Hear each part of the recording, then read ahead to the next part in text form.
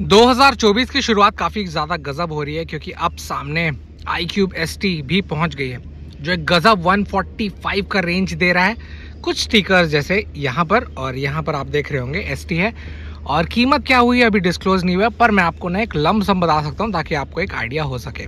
क्योंकि जो iQube S है उसकी कीमत मेरे सिटी पे सब सब्सिडी हटा के पड़ रही है 1,61,000, तो उसी कैलकुलेशन पर मैं बताने वाला हूँ आने वाले समय में, तो वो आप देख लीजिएगा।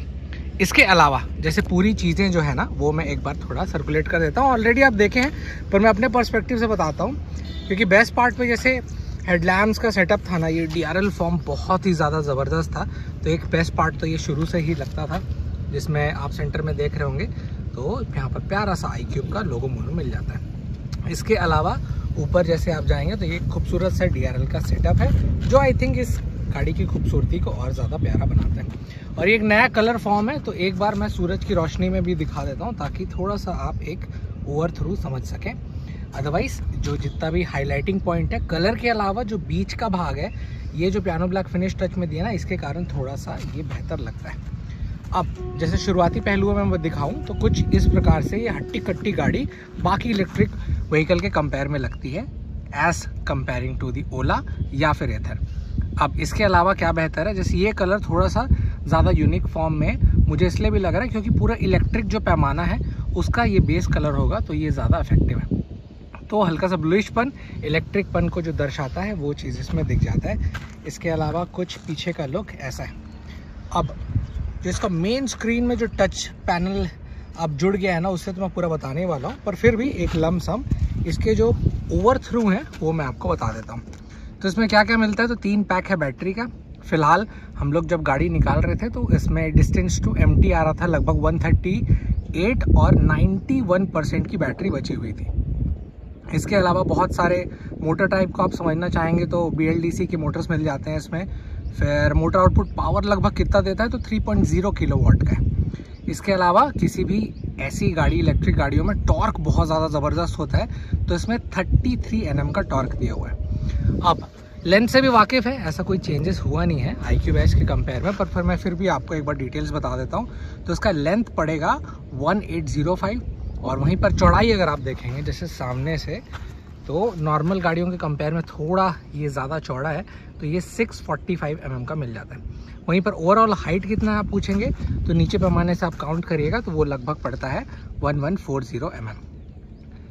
इसमें एक और पैटर्न मैच करता है कि इसका ग्राउंड क्लियरेंस कितना है, तो सफिशेंट आपको मिल जाता है 157 का, जैसे आप निचले पैमाने में देख रहे होंगे उसका ग्राउंड क्लियरेंस।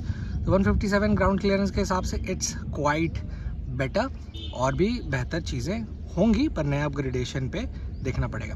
अब टोटल कर्व वेट भी बता दें तो लगभग 129 से 130 kg है टू बी एग्जैक्ट। जो ब्रोशर रहता है उसमें दिखाता है 129.7।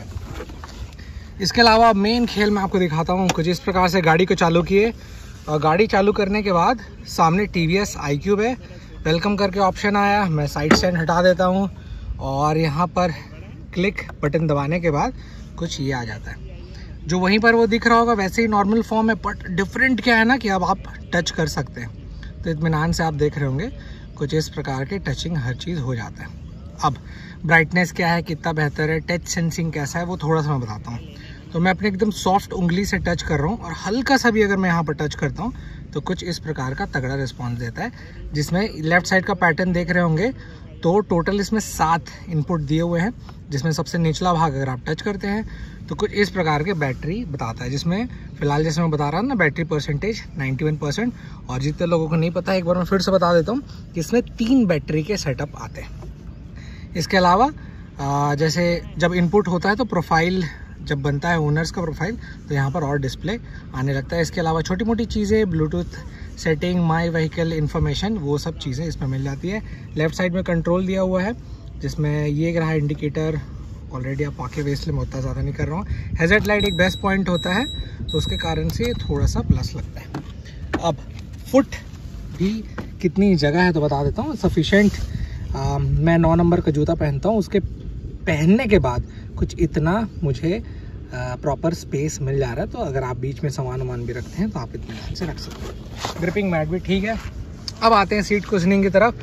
तो बहुत सेटिस्फाइड हूँ मैं, क्योंकि जितना एक स्कूटी पे सॉफ्ट कुशनिंग होना चाहिए वो दिया था, आपको कोई एक्स्ट्रा लगाने की ज़रूरत नहीं पड़ेगी। और ये रहा हैंडल ग्रिप, जिसमें ये पीछे आपको बैक सपोर्ट मिल जाता है। क्विक ओवरऑल ये झलक है, और आने वाले समय पे मैं इसका रेंज टेस्ट भी डालने वाला हूँ। तो स्टे ट्यून, ताकि जब भी मैं वो इन्फॉर्मेशन लेकर आऊँ तो आपको जानकारी मिल सके।